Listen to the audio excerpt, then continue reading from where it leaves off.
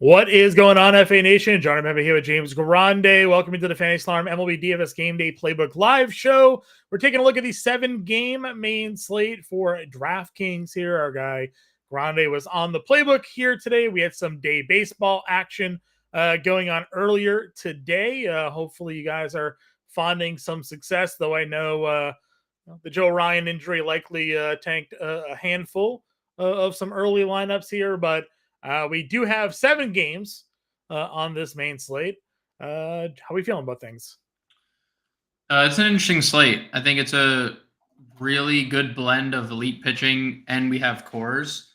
And John has just alerted me that we're wearing the same shirt. So I think he wanted to keep that between the two of us. That's why he messaged me privately. But here I am. There's a potential. I got it looks like it because I have Is that. Yours yeah, green? like in the light. Mine, yeah, it's like mine's like grayish. mine's like a green, gray, blue. I think it could pass. I think we're wearing the same shirt. You know, the Sonoma special, right? So there's it is a classic Sonoma special for those that are looking for a cheap, comfortable T-shirt. Yeah. Sonoma is definitely the brand. John and Great I have cotton. obviously great cheap cotton. It is. We obviously shop at the same store. No worries. Yeah, super comfortable. But this is the first time that we've worn the same shirt. Yeah, we've talked about it. Like have. it was always a possibility because I think we went through like do you have the red? Yeah. Do you have I buy every color. Black? Yeah. I mean, it's just I shop like a guy. I grab one thing and I buy 9 colors of it. That's exactly what I do. We are, and hopefully the likes of like Tarek Skubal, Cole Reagan, George Kirby are wearing different shirts today because they're pitching for different teams. But I think it's like a really good slate that makes you think because there's really great pitching, and there's also cores, and there's also some really nice pivots off of cores. And even maybe in cores, there's a pivot off cores. Sure. One team has a 6 implied run total and the other one doesn't. So I think it's a very interesting 7-game slate we have going on. Yeah, sure. And we appreciate you all tuning in. Pod DJ's in there. Keith, DePrince, also all popping in. DePrince, we're working through some things with the ownership. So we're trying to make that a little bit more effective for everybody's use within our tool. So if you do have any ownership questions or thoughts, you can always throw some questions to us in the Discord. I know you're in there, so don't be shy about that. All right, let's get into pitching here. Chris Sale up at the top. Skubal, Bradley, Reagan's 9K and above. We've talked a lot about the Red Sox against left-handed pitching. They are hitting everything right now, but lefties still a slide that gives them some trouble. Reagan's is just the cheapest of the top 4, which is why I kind of bring him up. We know the strikeout numbers earlier this year were strong for him. He faced them already, 7 innings, 1 earned, 7 Ks in that start. If you're looking to save money, where do you think Reagan's fits into the top 4 tonight? So, I mean, I think he's playable, but I want to just talk about what you just said about the Red Sox. That isn't the case anymore. At least over the last month. They are top 10 in OPS, WOBA, WRC plus against left-handed pitching. And on top of that, they're 5th in isolated power, 223. Yes, they are striking out a lot over the month. I mean, still 28% strikeout rate. Yeah. But like, I know they just beat up Cody Bradford over the weekend. That was the Ref Snyder double dong game, So yeah. I think like what they've just Ref Center's obviously been good. They added Danny Jansen. I mean, for goodness sakes, Romy Gonzalez is what he's been, and he's batting 3rd tonight. 300 ISO versus lefties. So, I know what you're saying, but it has been better. I would say of the top 4, he's 2nd for me. Skubal is just really hard to ignore with the matchup in Seattle. Sure, offense goes to die. Hopefully a better spot than he did against Kansas City.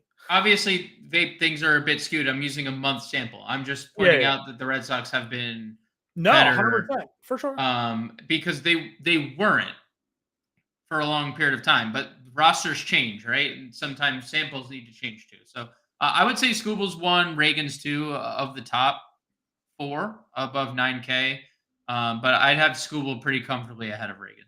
Yeah, the Red Sox lineup is about to get a lot better. Could see Tristan Casas activated for Friday, so be on the lookout for that team against righties to be even more lethal as they've been.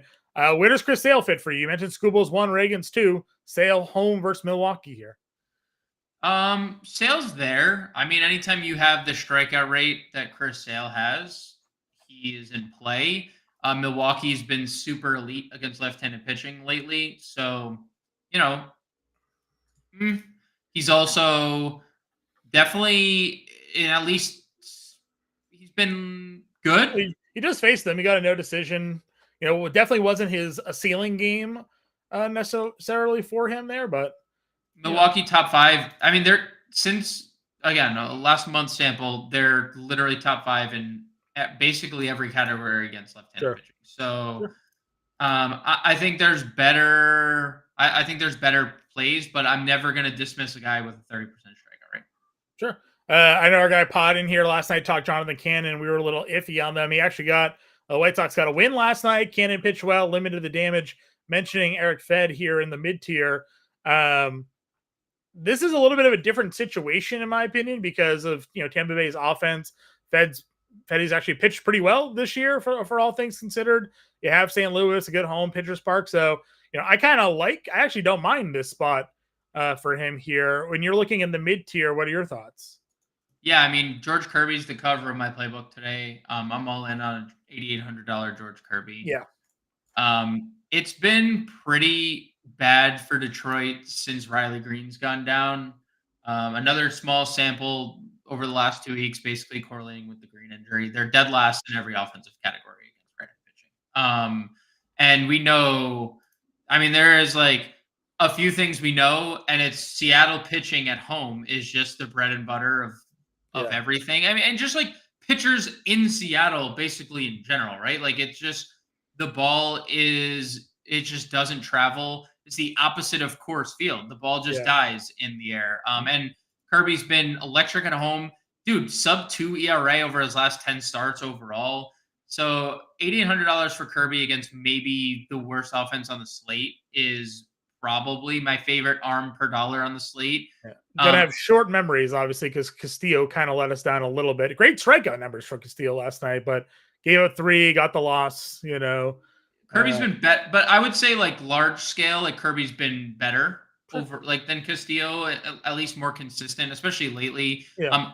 I'm always going to, if I see Freddie Peralta at this price, I'm instantly interested because he has his highest strikeout rate as anybody else on the slate. I mean, he has a near 30% strikeout rate. So does Chris Sale. So does Tarek Skubal. So does Bradley Reagan. They're all $9,000 or higher, right? You get Peralta at 85 for the first time in how long against a team that is very feast or famine against right-handed pitching, right? It's like they have a 190 team ISO since Acuna went down. That's great. They also strike out a bunch, and they're also bottom 10 in all these offensive categories against righties. So I'm interested in Peralta at 85 in tournaments. I would say it has to be a tournament-only play just because the home runs have been an issue for Peralta at times. 18 home runs this year. That's what Atlanta does. If they're going to beat you, they're going to beat you with a home run. So Peralta is really interesting. And I do like Eric Fedde.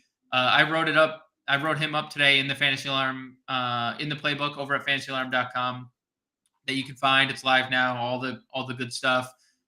He has been super good. And over the last month, it's another just kind of team that like, you can look at the numbers and tell, like, I can tell you that they're 26th in OPS, 24th in WOBA, 22nd in WRC plus against righties. But like, also you look at that lineup, they traded everybody. And then they added Christopher Morel, who has an incredibly high strikeout rate. And Johnny DeLuca is hitting in the middle of their lineup. And these guys are just like, it has just been a revamp of their team.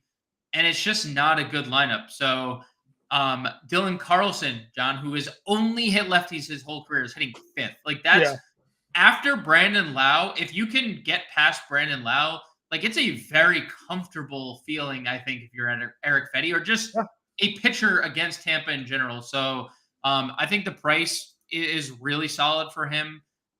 Would I pitch him? Like if I need the money, I don't think you need the money today to like not play a combination of like Scooble, Reagan's, Peralta, Kirby. I think Yeah, you can max or match two of those four and be fine with like still playing cores and stuff. But if you do need savings, like Eric Fetty provides that. I agree with you.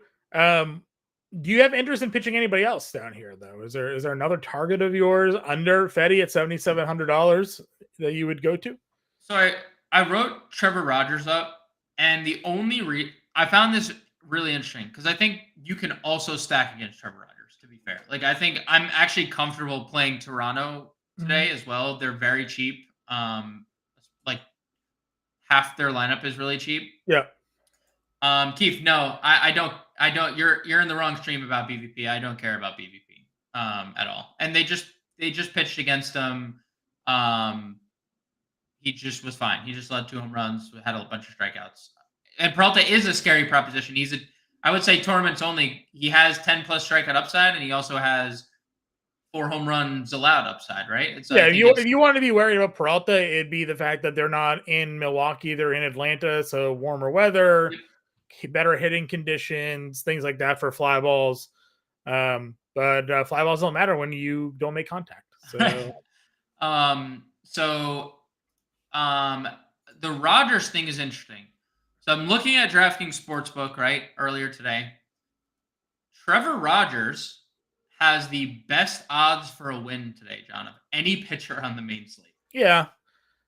Obviously, baked in is the fact that the Orioles are facing Bowden Francis. Bowden Francis, yeah. Like I'm not like ignoring that fact, but also like he isn't a guy that like has been going deep into games, right? I mean, he hasn't completed 6 innings in a handful of starts. Right. He isn't a guy who necessarily strikes a bunch of guys out, but like that kind of like caught my eye. Plus the fact that Vegas is really pushing the over 60.5 outs. So, suggesting he's going to pitch into the 6th inning comfortably. Over 3.5 strikeouts is juice to basically where it's going to be for. There are things to like about Rogers. There's also, and I'm 100% on this other side as well, good with stacking Toronto because they have interesting pieces on the offensive side of things. Yeah, for sure. Anybody else for you? No. Okay. Catcher.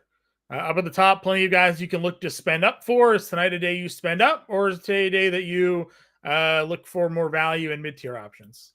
If you want to play Salvi, you can, because it is confirmed Cutter Crawford has the yips. I mean, he is just, dude, he gave up 4 home runs. And we were asking, right? We were asking the question, and then Cutter Crawford gave up 4 more home runs. We're like, yeah, that's just what it is. Like, he's in one of those.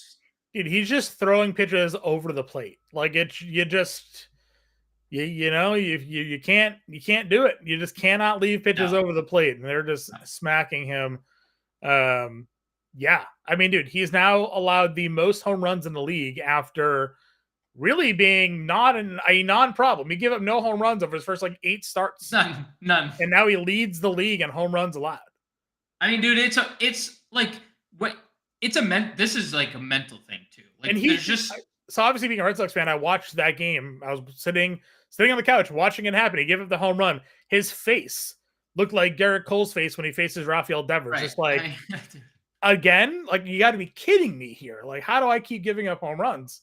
Yeah, man. When the Red Sox are preaching spin rate and breaking balls, and if you're just snapping off some breaking balls that aren't breaking, that means you're throwing flat or hanging 85 mile an hour pitches, and those things are getting launched. So, we'll talk about the lefties too, because I actually think the lefties are really what's hurting him. Over 2 home runs for 9 innings, but yeah, Secret double donged off him. So yeah, that's it's been the home run's been a problem. So if you want to pay up, it's Salvi, I think, with a bullet, and then you start getting into the rest of the lineup. Obviously, Francisco Alvarez has been really good against righties in his career. It's been fine this year. Francisco Alvarez also just hasn't been great offensively in general. Yeah, the injury derailed him. The injury hurt for sure.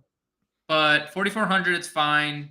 Obviously, you could play either Boston catcher. But we had a comment, I think, from Keith about Alejandro Kirk. That's your best catcher play of the day. I mean, cleanup. He's hitting cleanup second straight day after homering yesterday in the cleanup spot. And you do get the Rogers matchup, who has struggled against Since they traded Danny Jansen, I think you and I and Henry yesterday were just like, yeah, you want a value catcher, play on. 2 years ago, this guy was really, really good. Or last year, even, he was really good. They cleared out Jansen, and now he's their everyday catcher again. So, like, let him live. Happy to do it. Yep. That's probably it though at catcher. First base. What happens with Phillips here tonight? Obviously, Seattle just ended him early in that game after he pitched 15 shutout innings at 2 starts prior. Now he goes into LA to face the Dodgers. Are you going Ohtani Freeman here, or how are you approaching LA tonight? I mean, they're always stackable. I would say they're obviously a contrarian play because they're so expensive. Yeah, like if you're playing LA, like you have to play like Gavin Lux because they're so expensive on a slate with expensive pitching and a slate that has cores, right? So I'm fine with it if you can make it work. I'm also fine if you're just playing one-offs of the Dodgers. So if you want to play Ohtani Freeman, salute to you. There's a high probability that they do something very good, right? I think Don, when he came in, was talking about the Dodgers. Ohtani has been asked. I mean, like, it's been like yes and no. I mean, he has a 3 stolen base game and 2 home runs over his last 5. So he hasn't necessarily been asked, but I understand like the reason why you would say that because he's had a couple zeros, but I'm not afraid just because of a couple zeros to shy away from Ohtani and Freeman. Don, you got to have a goldfish memory, bro. Like if Ohtani bit you yesterday, leave that in yesterday. Yeah, right? The day before. So yeah, and then had a 0, and then the day before that had the 3 stolen base games. So like there's been it's baseball, right? The best players of all time are successful 3 out of every 10 times. Like, those are the best players ever, like Hall of Fame. So Ohtani might win the Triple Crown. He's only going to hit 300. So he's only going to hit 300. So I'm good with playing either Dodger. I don't have like strong desire to get to either because I think it really handicaps you for the rest of your lineup. But like I would probably rank Alonso ahead of them in priority. I'd probably put Vladdy ahead of them. Vladdy's just doing everything right now, right? So and honestly, Pasquantino is one of my favorite plays of the day. At first. I mean, we were talking earlier in the year about the power. Dude, like Cutter Crawford has struggled against lefties, over 2 home runs per 9 innings. Pasquantino is clearly in the best stretch of his season. Like no doubt, we loved him last night. So good. No doubt, best stretch, and like the fact that he is in this spot, it really just I'm gravitating towards him at 4,900. Yeah, I won't argue with that at all here. Working our way down this list at all into the mid tier. What are your thoughts on going up with someone like a Toglia or an O'Hearn? Like, what are your thoughts in this low 4K and under spot? So I think both Orioles are interesting. I actually like the righty matchups better for Baltimore. I'm not opposed to playing Baltimore. They are a great alt stack from Coors. Probably the best alt stack away from the Mets. But O'Hearn or Mountcastle are great. Toglia is interesting. Dude, righties against Chase Blackburn, though. That's been the or Paul Blackburn, sorry. That's been like his Achilles heel. So I don't love Toglia hitting from the left side. Yeah, he's gonna flip around to the wrong side against him. So I lean the Orioles guys.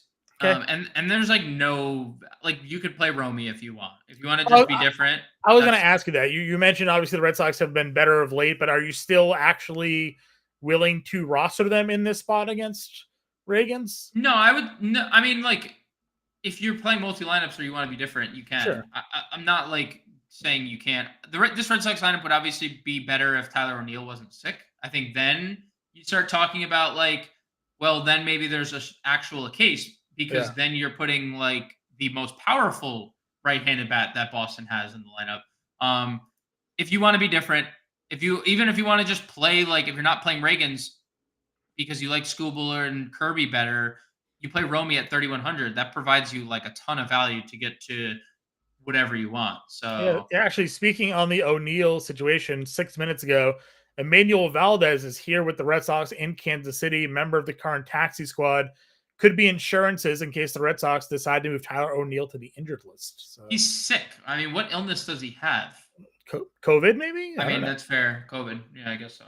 I mean, like that's the only. I'm always just seeing all these headlines now that it's picking up. So who knows? But the fact that they feel enough that they had to bring in Emmanuel Valdez up here just in case they need the roster spot, something to take into consideration there.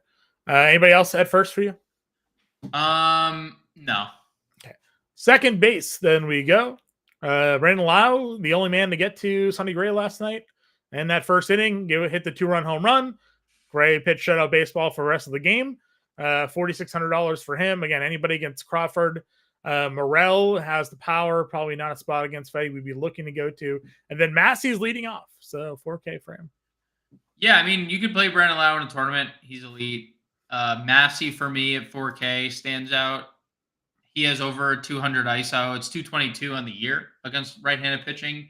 So I like him in the leadoff spot against Cutter Crawford. I mean, if Michael Massey leads this game off with a home run, everything's going to fold. Cutter Crawford's folding like a lawn chair, no? Like if Massey leads this game off with a home run, he's cooked. Cutter Crawford is cooked for the So I do like Michael Massey and the power he provides. Bunch of extra base hits lately.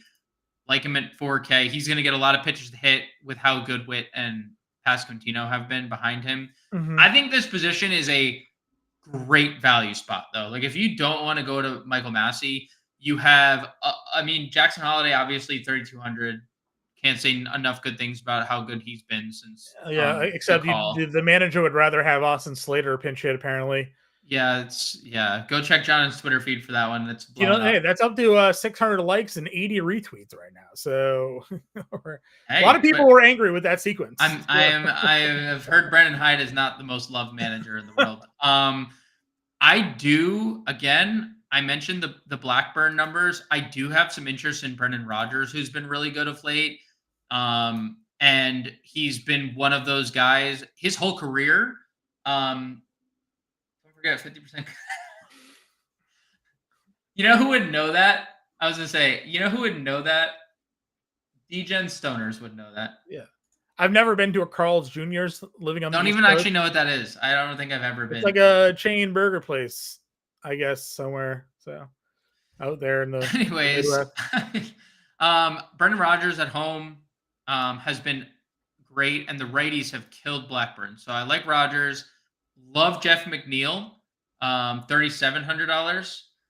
Tom Hanks or Jose Iglesias. Do they look like? Are they doppelgangers? Is that a Where's Iglesias at? Where's I don't think he looks like Tom Hanks, but maybe without a hat. I'd say that I feel attacked. There could be some resemblance-ish, maybe. Listen, yeah, I mean, there's plenty of value here. I still think Jackson Holiday is the click-it-in move. Yeah, I mean, at this point. Well, I'm not saying he's not, but also I'm not going to ignore how good Jeff McNeil's been in Coors Field. Sure. I'm also not going to ignore how good Brendan Rodgers has been and gets the righty matchup against the guy not getting righties out with an elevated fly ball rate in Coors, and he's been awesome. Sure. So I think Gavin Lux is there too. I think Gavin Lux exists in the world, and we're just going to forget about him, but he's been great too. Yeah. I think for me, just the Holiday, the number one prospect in baseball is up and just raking. So yeah, I'm not objecting, for the record. No objection. Why don't you want to play Jackson Holiday? He is in the playbook that you can read right now at FantasyAlarm.com. Tell me the reasoning behind not. Okay, so James says don't play Jackson Holiday today. Yeah. All right, third base. Worst position on the board. Absolute garbage.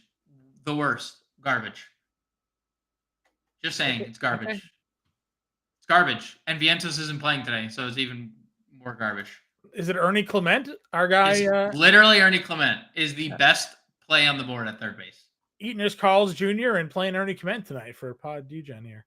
Dude, he is the best third base play of the day per dollar. Best third base play of the day. Has shortstop eligibility.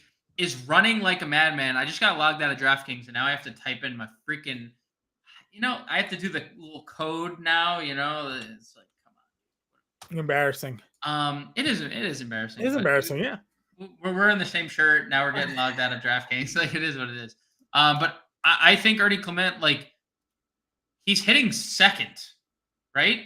The top 4 of the Blue Jays lineup is incredibly appealing. If you just play the top 4, I'm actually kind of surprised that Clement is still 2,600, considering he's giving you 16, 21, and 12 in 3 of the last 4.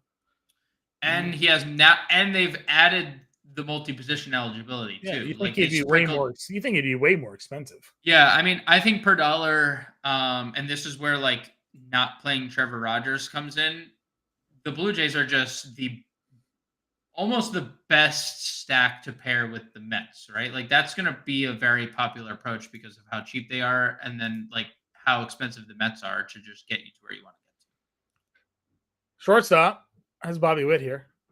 He does exist in the world, yep. Against Cutter Crawford, $6,500. Don saying over in FanDuel, he's only got Clement for second. I only have Clement for second, so Holiday or Clement for Don on FanDuel. I raise my hand. Yep. Clement.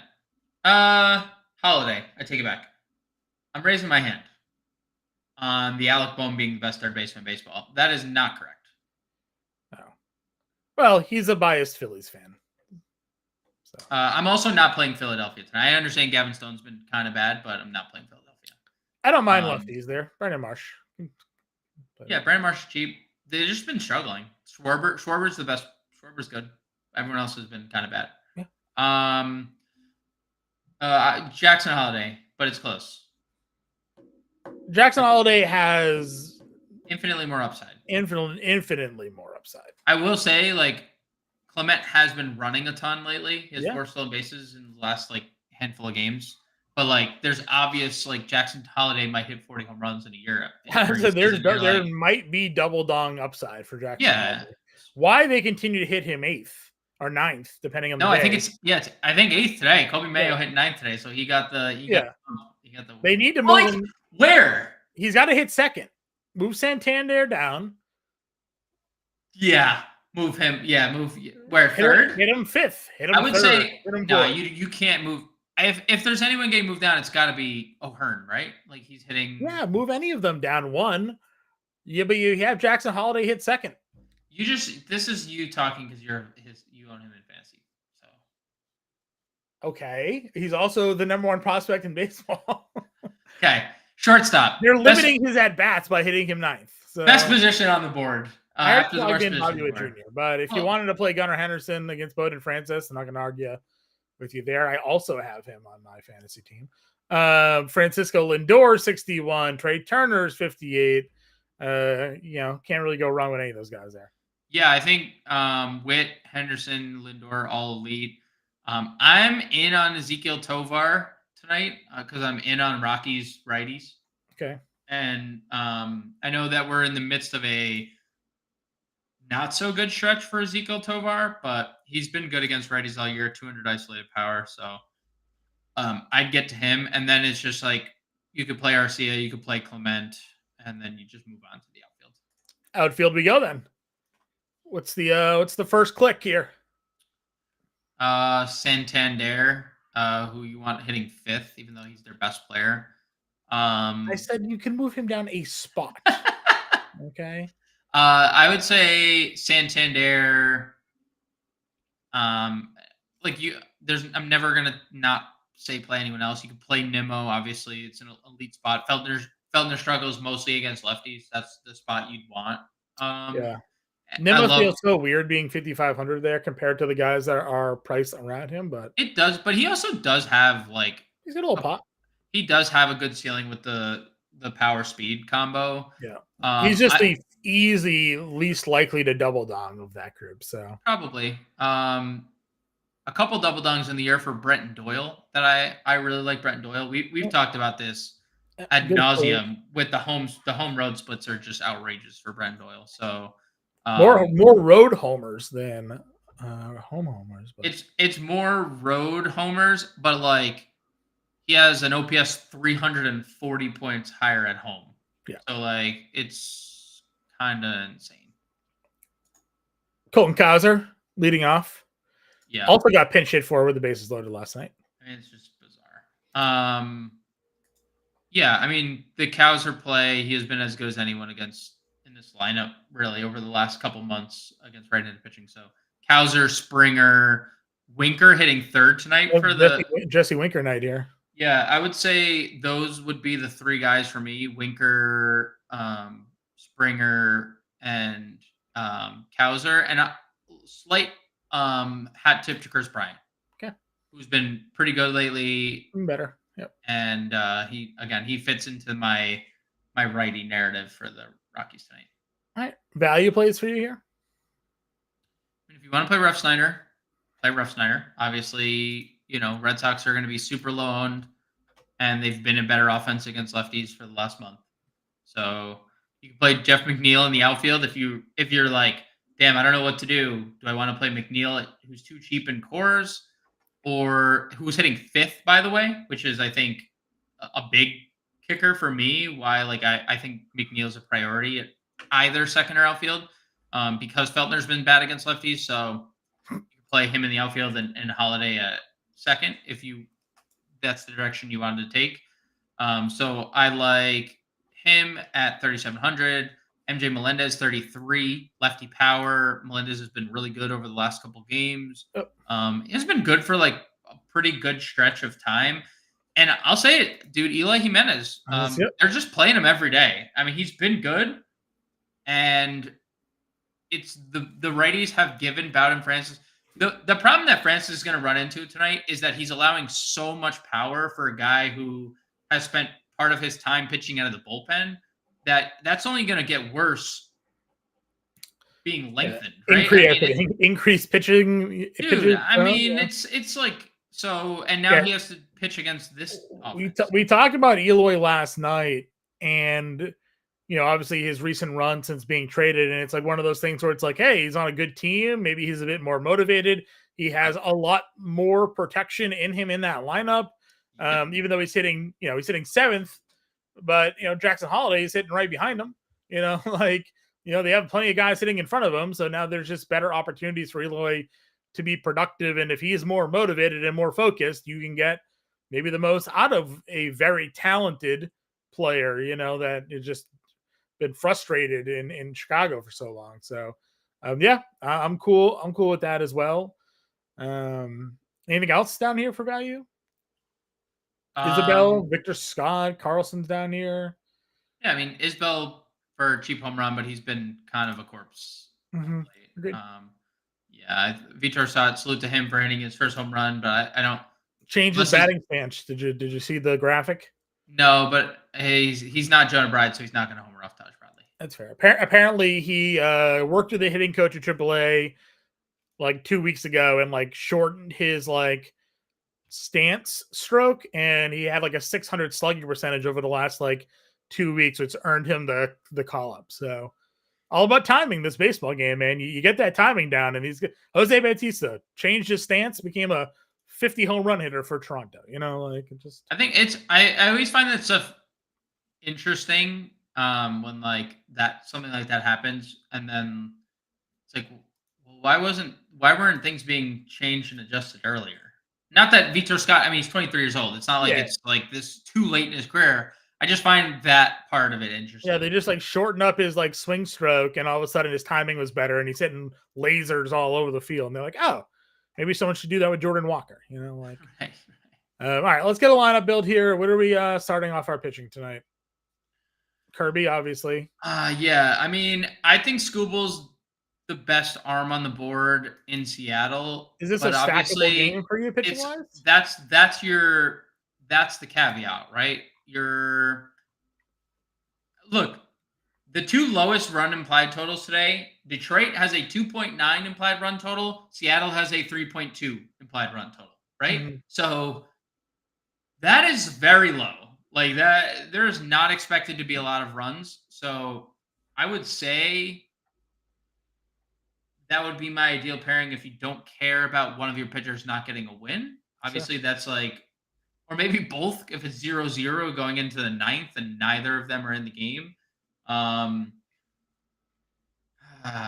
mean, I'd be okay with a Reagans. I'd be okay with a Fetty. That would probably, if you're not doubling up Scooble Kirby, it's Ray.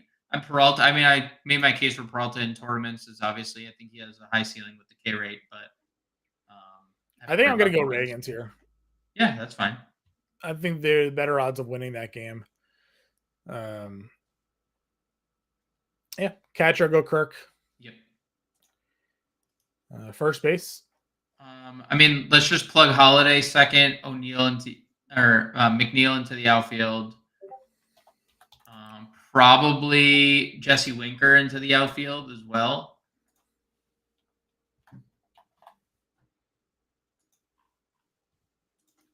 And then we have Infinite Money Glitch to really, yeah, go the Wit, and that gives us $4,100. Could go Renfro and just complete the Royal stack. Is Bader in the lineup tonight? He is not. Melendez 33. And we have $800 to go somewhere else. Or just leave it. Did Melendez $800? I mean, what, Winker up to $5K? Anything here? Or are you in? Are you just in on Winker tonight? Yeah, I want to play him. Where is he? 42. Okay. Belly, we sticking? Yeah, we can stay here. Okay. Kirby, Reagans, Kirk, Pascantino, Holiday, Clement, Witt, McNeil, Winker, and Melendez. $800 left over to build some different lineups if you guys want. Check out the playbook. Follow us on Twitter. Get on the X machine there. Like and subscribe. Free way to support the work we do here over at Fantasy Alarm. If you're not yet a member of the Fantasy Alarm family, you can check that out there as well. QR code on the screen, fantasyalarm.com/win.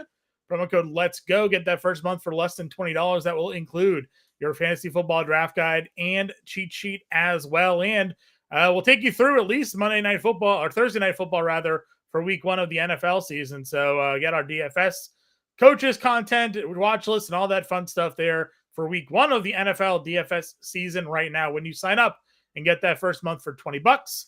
We'll be back tomorrow, everybody. Good luck till then. We'll see